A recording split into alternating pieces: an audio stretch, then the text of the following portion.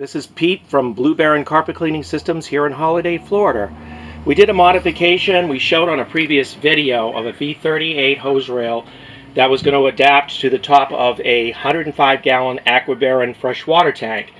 It didn't work out because this is a standard height for a van where it was 52 inches interior from top to bottom.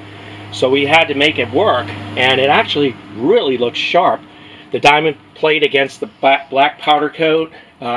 Originally this was going to go underneath a 45 SC, and so we figured this would work because we're also utilizing the space very effectively, and so it looks really good. You can see there's plenty of room, turns really nice, doesn't bottom out.